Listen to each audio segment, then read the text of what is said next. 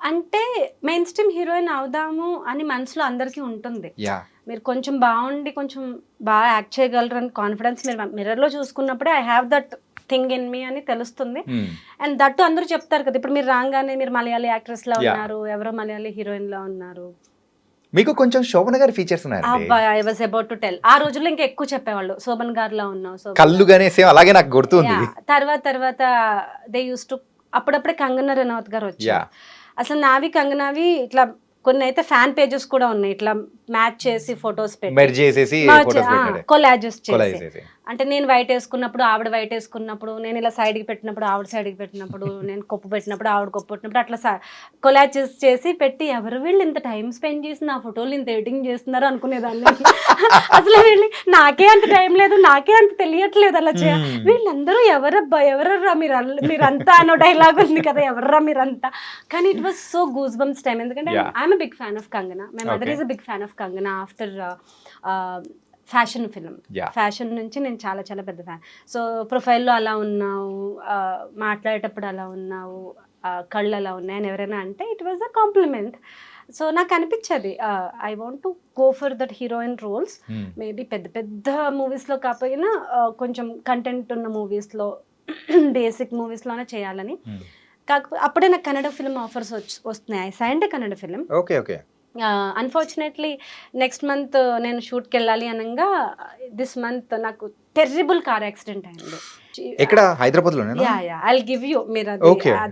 Drop చేయండి. It was terrible accident. Kukatpally Y junction దగ్గర. Y junction కాదు, ఫుట్ ఓవర్ బ్రిడ్జ్ ఉంటుంది కదా, హైటెక్ సిటీ వెళ్ళే దారిలో ఫుట్ ఓవర్ బ్రిడ్జ్. అవునవునవును. దేర్ నేను అన్న అదే ఆల్టో కార్లో వస్తుంటే, so bus, school bus, empty bus, వాడు ఫుల్ డ్రంక్ ఉన్నాడు. తెల్లవారుజామున 7కి నేను విజయవాడలో ఈవెంట్ చేసుకుని వస్తున్నాను. I host event. So event corporate event ITC కంపెనీకి చేసి వస్తున్నాను. వస్తుంటే అన్నయ్య పికప్ చేసుకున్నాడు. అప్పట్లో ఫ్లైట్ టికెట్ ఇచ్చేంత లేదు కదా, సో స్లీపర్ ఏసీ బస్సెస్ అది దిగి అక్కడ కేపీహెచ్పి లాస్ట్ స్టాప్ కాబట్టి అక్కడ దిగి అన్నయ్య పికప్ చేసుకున్నాడు, తీసుకొస్తున్నాడు. బస్ హిట్ చేసింది. సో ఆల్టోకి ఎయిర్ బ్యాగ్స్ లేవు. So I hit the glass door and it went crushed into my face. And డాక్టర్కి నా ఫేస్లో ఉన్న గ్లాస్ పీసెస్ తీయడానికే హీ టుక్ ఆల్మోస్ట్ వీక్. రోజుకి కొన్ని తీసేవాళ్ళు. I was in ICU for more than a week. So yeah, అన్నయ్యకేమో pelvis bone break అయింది. We both were in hospital. We both are the bread winners. అంటే మేము ఇద్దరమే ఇంట్లో రథ సారథులు అనమాట. సో మా అమ్మ మా వదిన వెనకాల కూర్చుంటారు, మేము నడుపుతాం బండి లాగా. So in every which ways, financially or energy wise గా we both are the go out and get something types అనమాట. ఆ రోజుల్లో స్విగ్గీ జొమాటో ఏం లేదు కదా.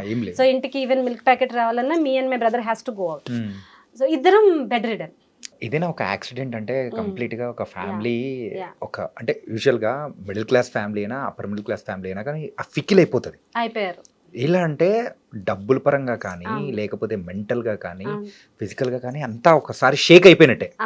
మళ్ళీ దాన్ని సెట్ చేసుకోవడానికి ఎంత టైం పడుతుందంటే, that was a very toughest phase in my life. అంటే ఆ టైంలో చాలా సూసైడల్ థాట్స్ కూడా వస్తాయి. ఎందుకంటే you wake up and you can't see your face.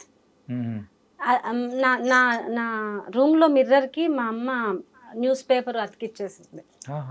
Yeah, even బాత్రూంలో మిర్రర్కి న్యూస్ పేపర్స్ ఇట్లా ప్లాస్టర్తో అతికి.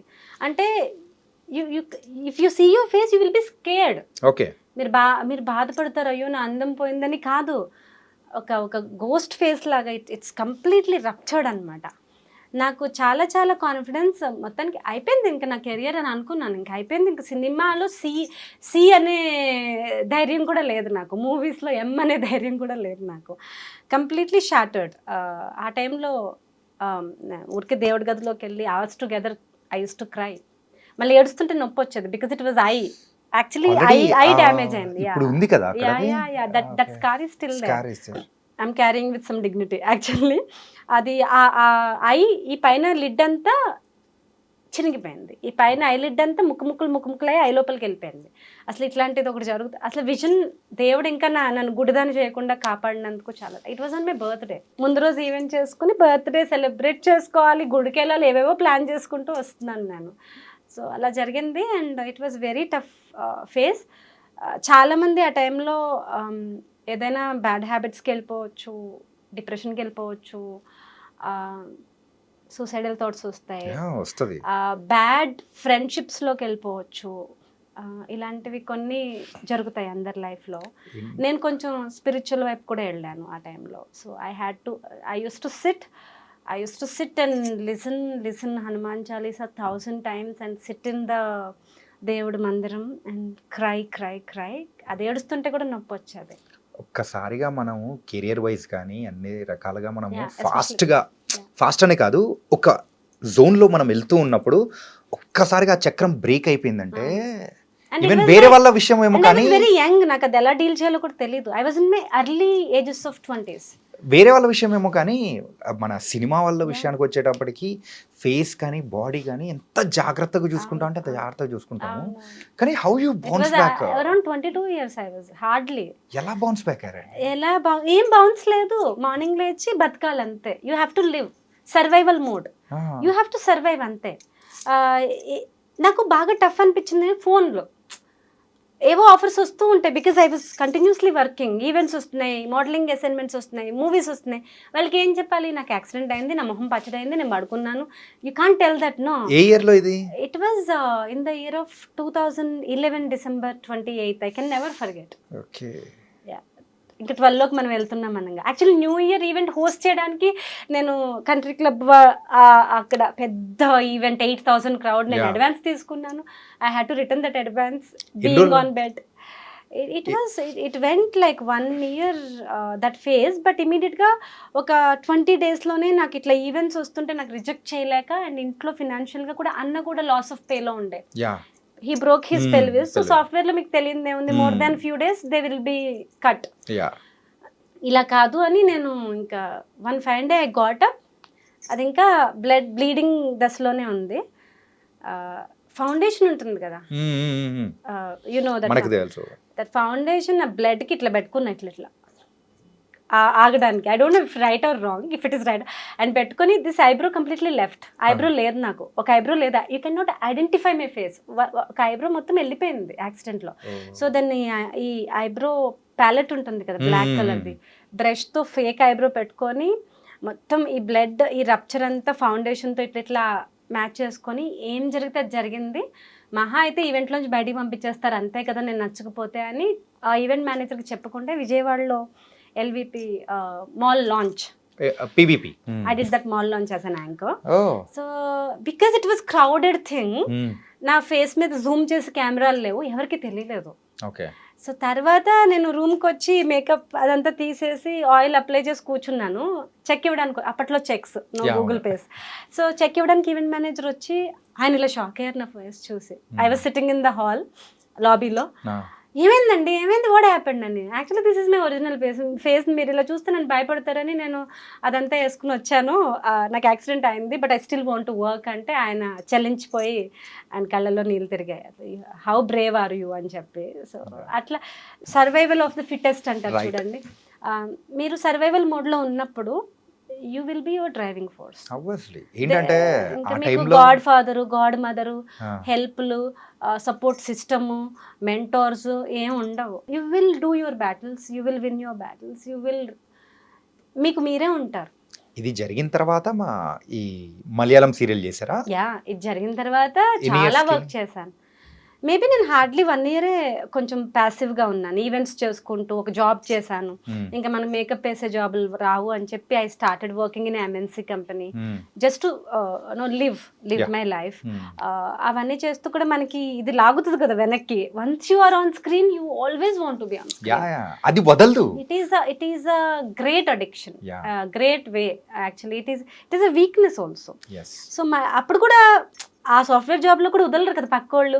నిన్న అక్కడ చూసా, డార్లింగ్ చూసి, ఎందుకే జాబ్ చేసుకుంటున్నావు, నేను చక్కగా ఉన్నావు, నువ్వు వెళ్ళిపోవచ్చు కదా, మాకంటే టాలెంట్ లేక, మేము మంచిగా లేక మేము ఈ జాబులు చేస్తున్నావు, నువ్వు మంచిగా ఉన్నావు, నువ్వు శుభ్రంగా ఉన్నావు, why you don't want to do films, go back to films అని వీళ్ళు కూడా నెడుతూ ఉంటారు పక్కన ఉన్న వాళ్ళు. సో యూనివర్స్ కూడా ఎట్లా ఉంటుందంటే మీ డెస్టినీ వైపుకి వెళ్ళేలాగా అన్ని థింగ్స్ జరుగుతూ ఉంటాయి. సో అదే నా ఫిల్మ్స్ నా డెస్టినీ కాబట్టి మళ్ళీ ఆ సాఫ్ట్వేర్ జాబ్ వదిలేసుకొని మళ్ళీ ఐ కేమ్ బ్యాక్ టు. అంటే ఈ యాక్సిడెంట్ అయిన 1 year కి ఆ మైక్ పట్టుకున్నారా మళ్ళీ యాంకరింగ్? అట్లా యాక్సిడెంట్ అయిన 20 days కి మైక్. 20 days కే కదా యాక్సిడెంట్ అయిన 8 months 7-8 monthsకి స్క్రీన్ ముందు నుంచున్నాను సీరియల్స్. సో అప్పుడు ఫిలిమ్స్లో బాగా టైట్ జూమ్ వేస్తారు 70mm, ఇదంతా స్కార్స్ బయటకు వచ్చేస్తాయని అప్పుడు నేను నా తెలివి ప్రదర్శించి, టెలివిజన్ చిన్న స్క్రీన్ కదా, అంత టైట్ జూమ్లు ఉండవు, అంత లైట్లు బాగా ఈ థర్మకోల్లు ఫిల్టర్లు, సో అదంతా ఎక్కువ కనిపించదు మనకి, అన్ని ఎక్కువ క్లోజులు కూడా పడవలే అని చెప్పి నేను సీరియల్స్ ఆప్ట్ చేసుకుని బ్యాక్ టు బ్యాక్ సీరియల్స్ చేస్తాను. Every week I use to travel Trivandrum and Chennai every week. IndiGo staff నన్ను గుర్తుపట్టేసేవాళ్ళు ప్రతి హాయ్ అని చెప్పి. And every week I use to travel for Vani Rani and for ఏడు రాత్రిగల్ ఎవ్రీ వీక్. మరి హైదరాబాద్ ఎప్పుడు? నేను ఎప్పుడు హైదరాబాద్ లోనే ఉన్నాను. I use to go Trivandrum Chennai ఇట్లా తిరుగుతూ ఉన్నారంటే యూజువల్ గా షూట్ కి సీరియల్ షూట్ కి 2 weeks తీసుకుంటారు. ఇక్కడ 2 weeks అక్కడ 2 weeks. తమిళ్ చేసే Tamil Malayalam hand by hand చేశాను. అప్పుడు నేను తెలుగు చేయలేదు. సో ఆ 2 ఫినిష్ అయిపోయాక మంచులక్ష్మి గారు ఒక లైలా కోసం అని నన్ను మెయిన్ లీడ్ గా పెట్టి ఒక సీరియల్ చేశారు. సో దాంట్లో అది నేను తెలుగులో చేసిన సీరియల్, మెయిన్ హీరోయిన్ గా ఒక లైలా కోసం ఈటీవీ ప్లస్ లో వచ్చింది. Okay okay. అందుకే దానికి మంచులక్ష్మి గారు producer. Now my baby says more than mum ఎప్పుడు నువ్వు ఇచ్చేయి అది సాధించు I want to see you more on cinema అని ఎప్పుడు చెప్పలేదు. మా అన్నయ్య ఎప్పుడు చెప్పలేదు. మా అమ్మ ఎంతసేపు నువ్వు తిన్నావా పడుకున్నావా, నీ జుట్టు బాగుందా, నీ స్కిన్ బాగుంది చూడ్డానికి బాగున్నావా. మా అమ్మకి ఎప్పుడు నా ఏజ్ కన్నా ఒక 5 సంవత్సరాలు తక్కువ కనపడాలి నేను, అదే ఆవిడ టార్గెట్. సో దట్ తన ఏజ్ కూడా తక్కువ ఉంటుంది కదా అప్పుడు. సో తనకి ఏంటంటే నా వెల్బీయింగే కావాలి. మా అన్న కూడా అంతే, నువ్వు హ్యాపీగా ఉన్నావా, నువ్వు మ్యారీడ్గా ఉన్నావా, నువ్వు సేఫ్గా ఉన్నావా, అంతే చాలు. బట్ నువ్వేదో సాధించు, నువ్వేదేదో చెయ్యి అని వాళ్ళు ఎప్పుడూ ఓవర్గా కోరుకోలేదు. నాకు ఆ డ్రైవ్ కూడా నా లోపల ఉన్నదే వచ్చింది తప్ప ఒకరు పుష్ చేయడం వల్ల రాలే.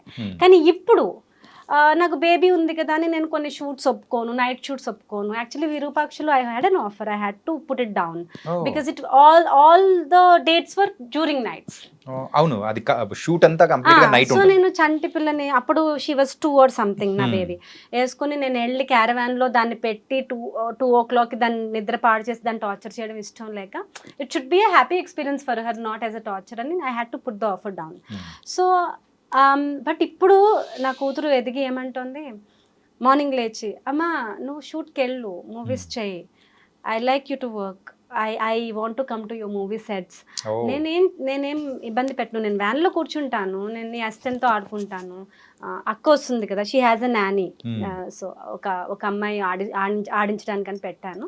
సో అక్క వస్తుంది కదా, నేను అక్కతో కూర్చొని ఆడుకుంటాను, నువ్వు నీ షూటింగ్ చేసుకో, నేను స్పాట్కి వచ్చి నేనేం ఇబ్బంది పెట్టను. బికాజ్ షీ రిమెంబర్డ్ బాగా చిన్నగా ఉన్నప్పుడు అమ్మ దగ్గర తీసుకెళ్ళు, స్పాట్కి తీసుకెళ్ళు అంటే కెమెరా ముందుకి దాన్ని తీసుకొస్తే కెమెరా ముందు నేను బేబీకి వీన్ చేసిన సందర్భాలు ఉన్నాయి.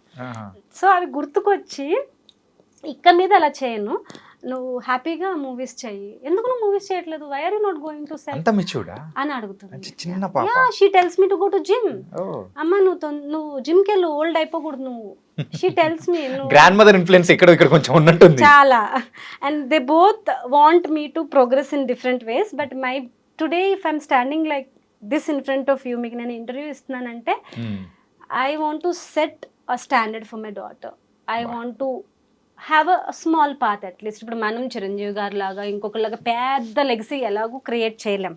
బట్ అట్లీస్ట్ నా వేలో నాకు కుదిరినంత వరకు my mummy so and so అనే ఒక చిన్న దానికి ఒక చిన్న ఇన్స్పిరేషన్ ఇవ్వాలని, అంతే.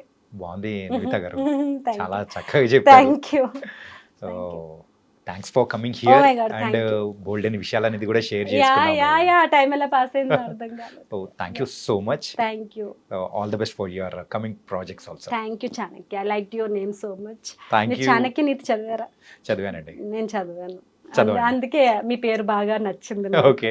It was I don't know how time flowed, I mean flow తెలియలేదు. బట్ మీరు నన్ను 15 సంవత్సరాలు వెనక్కి తీసుకెళ్లారు, నా లోయెస్ట్ ఆఫ్ ద లోయెస్ట్ పాయింట్స్కి తీసుకెళ్లారు, హైయెస్ట్ ఆఫ్ ద హైయెస్ట్ పాయింట్స్కి తీసుకెళ్లారు. బట్ నేను లాస్ట్లీ ఒక ఎక్స్పీరియన్స్ చెప్పి ఐ వాంట్ టు వైండ్.